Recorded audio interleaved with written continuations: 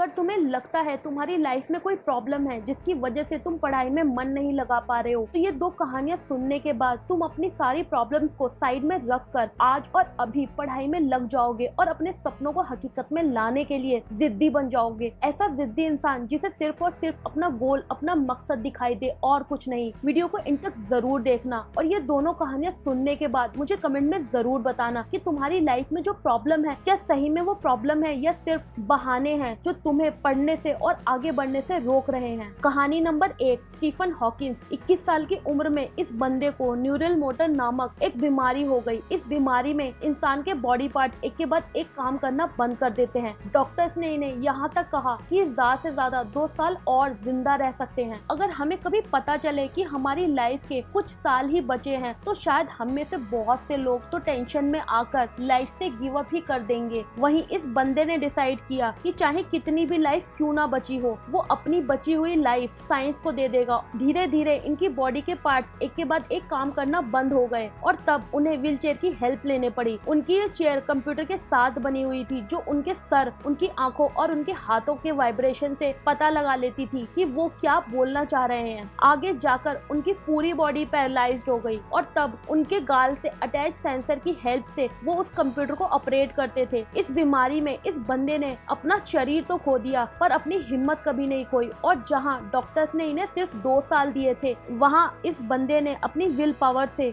आने वाले कई साल साइंस को दे दिए और मुसीबतों की सीढ़ी चढ़ते चढ़ते ये दुनिया के मोस्ट पॉपुलर साइंटिस्ट बन गए, जिन्होंने ब्लैक होल और बिग बैंग थ्योरी में अपना कंट्रीब्यूशन दिया और साथ ही a brief history of time नाम से एक बुक भी लिखी जिसने साइंस की दुनिया में तहलका मचा कर रख दिया। ये बंदा न चल सकता था, न बोल सकता था और न ही कुछ कर सकता था, फिर भी इन्होंने अपनी विल पावर के दम पर, जो खुद हिल नहीं सकता उसने पूरी दुनिया को हिलाकर रख दिया। इनके पास तो रीजन था कुछ नहीं करने का, पर विनर कभी भी बहाने नहीं बनाते और बहाने बनाने वाले कभी विनर नहीं बन पाते। क्या तुम में है वो जिद अपने सपनों को पूरा करने के लिए? क्योंकि इतनी मुसीबतों के बाद ये कर सकते हैं तो इतनी फैसिलिटीज के साथ तुम क्यों नहीं? बस जरूरत है आलस को बाहर निकालने की और इनके जैसी जिद अपने अंदर लाने की। कहानी नंबर 2, एल्बर्ट आइंस्टाइन। जब वो पैदा हुए उनका सर दूसरे बच्चों के कंपैरिजन में काफी बड़ा था। इस बच्चे ने 4 साल की एज तक एक सिंगल वर्ड नहीं बोला, जिसकी वजह से उन्हें स्कूल में एडमिशन भी बहुत लेट मिला। स्कूल में इनको टीचर्स की पढ़ाई बातें समझ नहीं आती थी क्योंकि वो किताबी बातें समझाने से ज्यादा रटवाना सिखाते थे,